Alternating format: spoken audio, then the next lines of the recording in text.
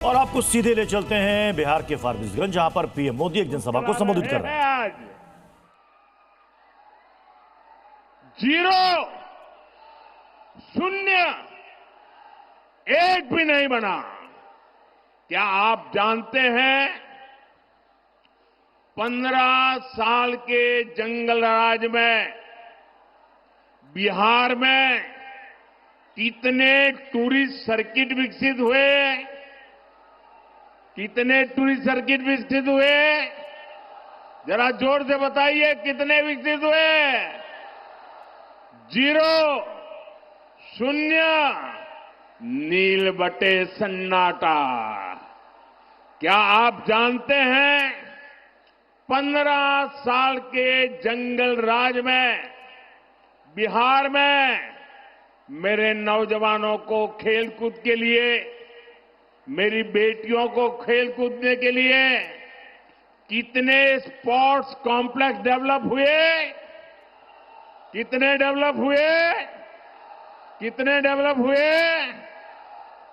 Zero, मतलब शून्य, मतलब नील बटे सन्नाटा। क्या आप जानते हैं 15 साल के जंगल राज में बिहार में कितने मेडिकल कॉलेज बने? जंगल राज में कितने मेडिकल कॉलेज बने? जरा जोर से बताइए, कितने मेडिकल कॉलेज बने? जीरो, शून्य।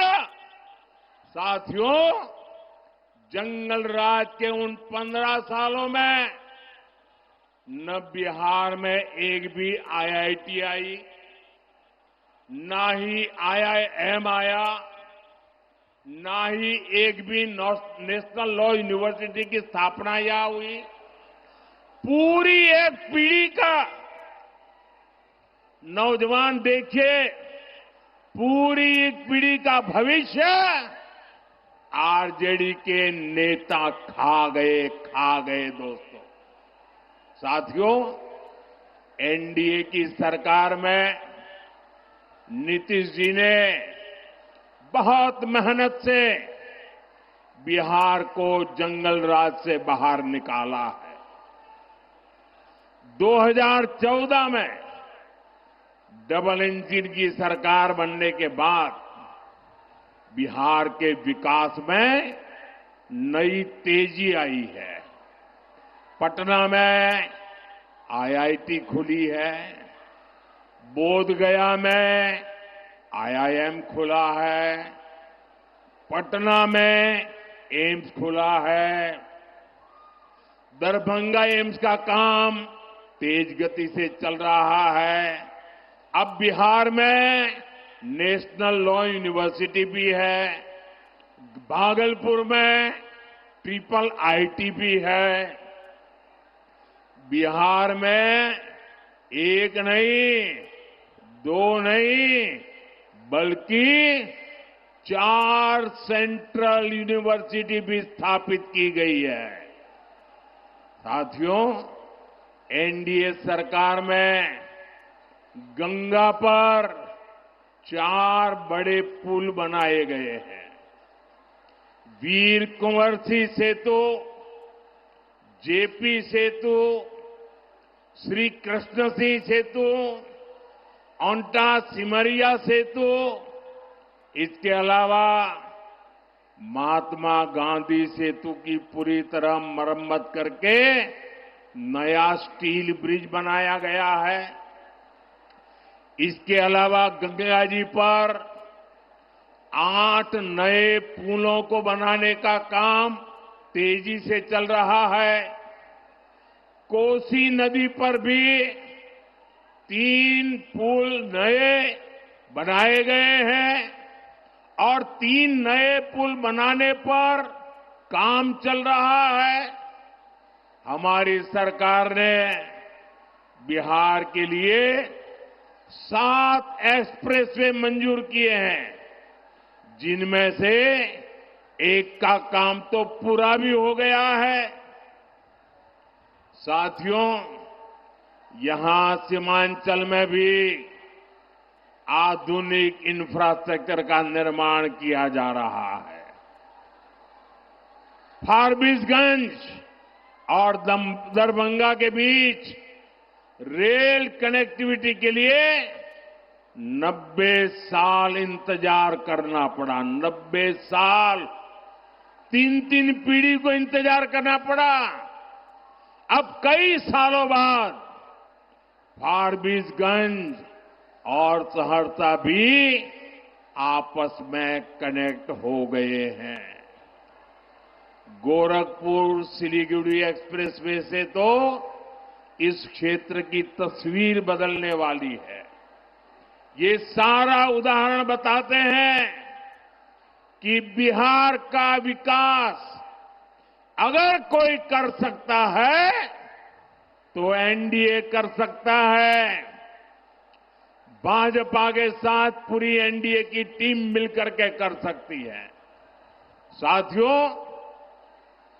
और इसलिए हमें अपने नौजवानों को, अपनी बेटियों को, अपने नागरिकों को बेहतर जीवन देना है। इसलिए एनडीए सरकार हर गरीब को पक्का घर दे रही है, हर जरूरतमंद को मुफ्त अनाज, मुफ्त इलाज दे रही है, नल दे रही है, नल से जल दे रही है। मुद्रा योजना के तहत आप यहां जगह कम है, प्लीज आप लोग वहीं रुकिए। यहां जगह कम है साथियों, आप वहीं रुकिए, आगे मत आइए। मैं आपका उत्साह देख रहा हूं, आपका जोश देख रहा हूं, आपका ये प्यार मेरे सर आंखों पर, आपका ये प्यार मेरे सर आंखों पर। साथियों, मुद्रा योजना के तहत स्वरोजगार के लिए बिना बैंक गारंटी युवाओं को मदद दी जा रही है। बिहार के हमारे नौजवानों को मुद्रा लोन के करीब 3 लाख करोड़ रुपए मिले हैं। लेकिन साथियों, हमारे इन प्रयासों के सामने एक बहुत बड़ी चुनौती खड़ी है और वो चुनौती है घुसपैठियों की। एनडीए सरकार पूरी मक्कमता से और पूरी ईमानदारी से जो घुसपैठिए हैं एक एक की पहचान कर रही है और घुसपैठियों को देश से बाहर निकालने में जुटी है। लेकिन ये आरजेडी वाले, ये कांग्रेस वाले, ये लोग घुसपैठियों को बचाने में जुटे हैं। ये घुसपैठियों को बचाने के लिए भांति भांति के झूठ फैलाते हैं, गपगोले फेंकते रहते हैं, लोगों को गुमराह करने के लिए राजनीतिक यात्राएं निकालते हैं। साथियों, आप मुझे बताइए, आप मुझे जवाब देंगे नौजवानों? आप मुझे जवाब देंगे? मैं पूछूं, आप मुझे बताइए, ये घुसपैठियों को बिहार से बाहर करना चाहिए कि नहीं करना चाहिए? घुसपैठियों को निकालना चाहिए कि नहीं निकालना चाहिए? जो जहां से आए वहां भेजना चाहिए कि नहीं भेजना चाहिए? साथियों, आरजेडी कांग्रेस को अगर गलती से भी जहां जहां उनको मौका मिला है, जब जब मौका मिला है, ये घुसपैठियों को पिछले दरवाजे से भारत का नागरिक बनाने में लगे रहे। और वो सिर्फ आकर के किसी के घर में ठहर जाते ऐसा नहीं है। एक घुसपैठिए आपके खेतों पर कब्जा करते हैं। दुकानों उद्योगों में घुसपैठियों को ही काम मिलना हो जाता है। आपके बच्चों को उनको काम का जो हक है वो हक ये घुसपैठिए छीन लेते हैं, उनको मिलना शुरू हो जाता है। और इसलिए मेरे नौजवानों, मेरी माताओं बहनों, मेरे मुल्क के मालिकों, मुझे बताइए ये घुसपैठिए जाने चाहिए कि नहीं जाने चाहिए? ये घुसपैठियों को हटाना चाहिए कि नहीं हटाना चाहिए? साथियों, घुसपैठियों का ठीक से हिसाब हो। आप मुझे बताइए, ये घुसपैठियों का हिसाब कौन कर सकता है? जरा बताइए, घुसपैठियों को कौन निकाल सकता है? ये घुसपैठियों को कौन निकाल सकता है? ये घुसपैठियों को कौन निकाल सकता है? ये घुसपैठियों को कौन निकाल सकता है? मोदी नहीं, आपका एक वोट निकाल सकता है। आपका वोट, आपके वोट की ताकत है, वो घुसपैठियों को निकाल करके रहेगी। और इसके लिए एनडीए की डबल इंजन सरकार बहुत जरूरी है। साथियों, कांग्रेस हो, आरजेडी हो, इन्हें देश की सुरक्षा से कोई मतलब नहीं है। इन्हें देश की आस्था से भी कोई मतलब नहीं है। इसलिए सब लोग हमारी आस्था, हमारी संस्कृति का भी अपमान करते हैं। आपने देखा, कांग्रेस के जो नामदार है वो बिहार आकर छठी मैया की पूजा को ड्रामा बताते हैं। ड्रामा! क्या ये छठी मैया का अपमान है कि नहीं है? हमारी आस्था का अपमान है कि नहीं है? हमारी माताएं बहनें छठी मैया की आराधना में कितनी तपस्या करते हैं, तब करती है, पानी तक नहीं पीती। ये उसको नौटंकी कहते हैं। और आरजेडी वाले नामदार, ऐसी जब आती है तो उनके मुंह पर ताला लग जाता है। यही नामदार उछल उछल करके, टीवी वालों को बुला बुला करके, जब महाकुंभ चल रहा था तो महाकुंभ के स्नान की मजाक उड़ाते थे। साथियों, ये राम मंदिर का विरोध करते थकते ही नहीं है। प्रभु राम पर इनका विश्वास नहीं है। और ये कोई ढकी छुपी बात नहीं है, पूरा देश जानता है। इनकी आस्था नहीं थी तो ये प्राण प्रतिष्ठा में नहीं गए। आए दिन इस पवित्र परंपरा का भी मजाक उड़ाते रहते हैं। चलो भाई, ये घुसपैठियों के दबाव में, वोट बैंक की राजनीति में उनकी कोई मजबूरी है, समझ गए। प्रभु राम से उनकी नफरत होगी, हो सकता है। लेकिन जरा मैं एक और सवाल पूछता हूं। मेरे इस सवाल को जरा गंभीरता से सुनिए। आपको मालूम है ना, जहां भगवान राम का मंदिर बना है ना, वहीं पर निषाद राज जी का भी मंदिर बना है। वहीं पर महर्षि वाल्मीकि जी का भी मंदिर बना है।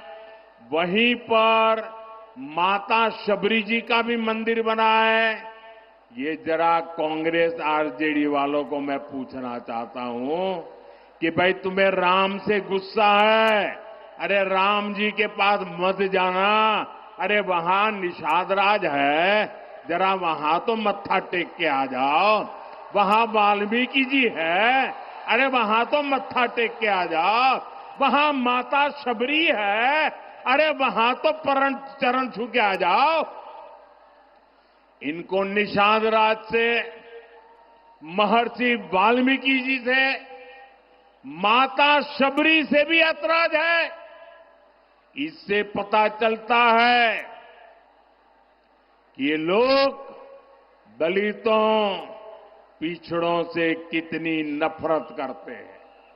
साथियों, एनडीए का एक ही संकल्प है, सबको पढ़ाई, सबको दवाई, सबकी कमाई, सबकी सुनवाई, और जहां पानी नहीं है खेतों में वहां सिंचाई।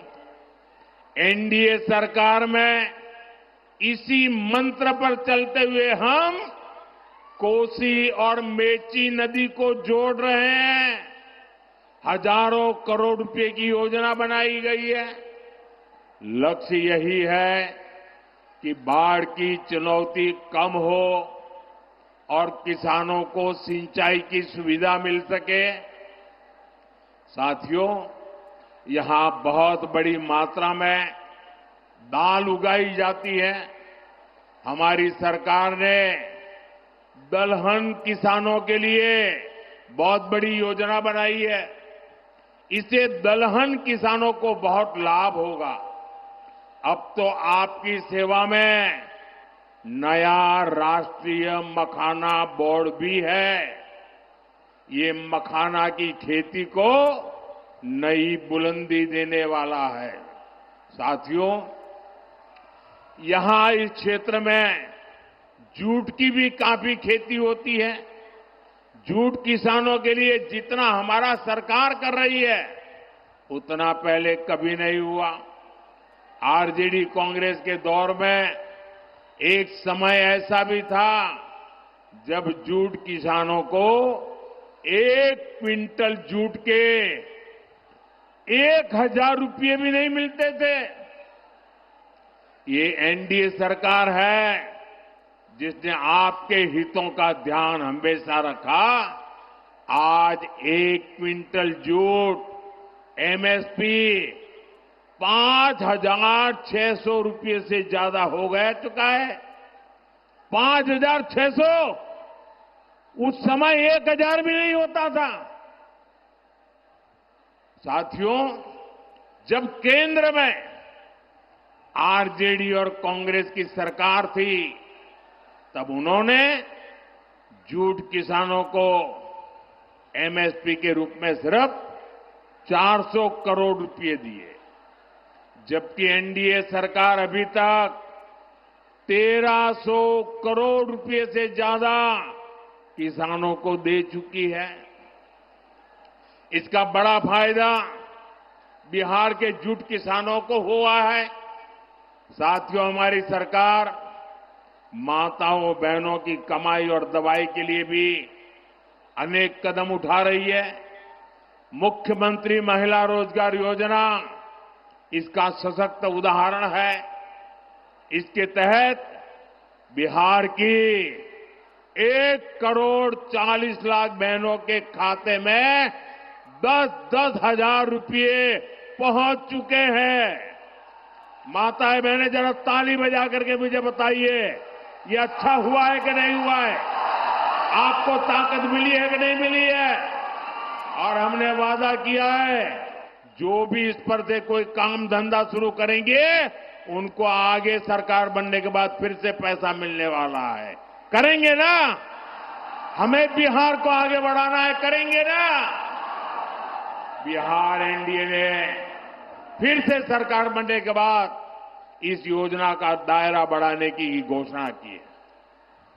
साथियों, मुझे परसों ही बिहार की बहनों से फोन कॉल पर बातचीत करने का अवसर मिला था और मुझे बताया गया लाखों बहनें मेरे साथ उस समय जुड़ी थी और घंटे भर में बात करता रहा। और जो मैंने उनको सुना, एक एक बहन जो बता रही थी, मुझे विश्वास हो गया है ये हमारी माताएं बहनें ये हमारी माताएं बहनें समृद्ध बिहार बनाने का संकल्प ले चुकी है और इसलिए वो जंगल राज की वापसी भी कभी भी वापसी नहीं होने देंगे। अब मेरा विश्वास और पक्का हो गया है। आज बिहार को जंगल राज से बचाने के लिए अगर सबसे बड़ा कोई किला है, सबसे बड़ी दीवार है, सबसे बड़े संरक्षक है तो ये मेरी माताएं बहनें हैं। ये मेरी माताओं बहनों की ताकत है। ये मेरी माताओं बहनों की जागरूकता है। साथियों, कुछ दिनों पहले मैंने कांग्रेस और आरजेडी में जो झगड़े हो रहे हैं ना, एक दूसरे की टांग खींचने का जो काम चल रहा है, उसकी पोल खोल दी थी। ये पोल खुलने के बाद कांग्रेस आरजेडी के बीच झगड़ा और भी बढ़ गया है। अभी हमने देखा कांग्रेस ने तो अब उप मुख्यमंत्री पद के उम्मीदवार को ही आरजेडी के खिलाफ मोर्चे पर उतार दिया है। वो मीडिया को इंटरव्यू दे रहे हैं और इंटरव्यू में क्या कह रहे हैं? वो इंटरव्यू में आरजेडी के जंगल राज की ही कलई खोल रहे हैं। वो कह रहे हैं कि जंगल राज में दलितों, महादलितों और अति पिछड़ों के साथ सबसे अधिक जुल्म हुआ है।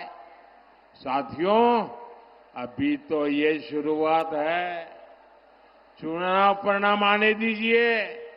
ये कांग्रेस आरजेडी के लोग एक दूसरे के बाल नोचने वाले हैं, एक दूसरे के।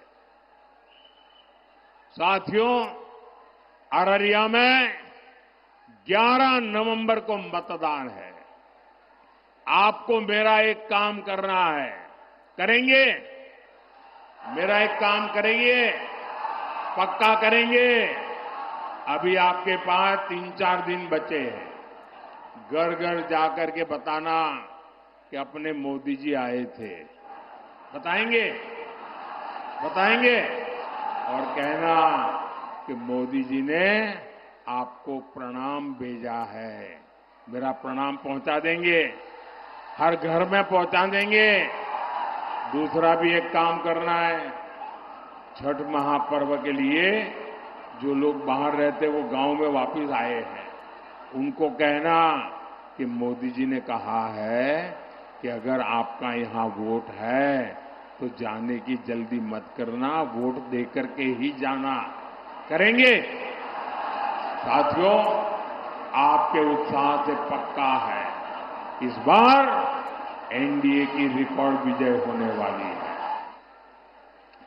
भाजपा एनडीए के हर कार्यकर्ता को पूरी ताकत से हर बूथ पर विजयी होना है। एक भी बूथ ऐसा ना हो कि जहां हम एक वोट से भी पीछे नहीं होने चाहिए।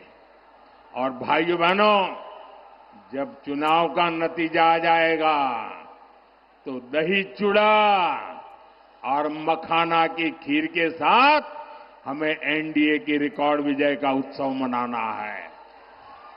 साथियों, आप इतनी विशाल संख्या में यहां आए, हमारे इन साथियों को आशीर्वाद दिया। मैं सभी उम्मीदवारों से प्रार्थना करता हूं कि जरा आप यहां आ जाइए। हाँ, बस वहीं खड़े रह जाइए। हाँ, सबके सब मैं आप सबको मिलकर के आपको शुभकामनाएं देना चाहता हूं।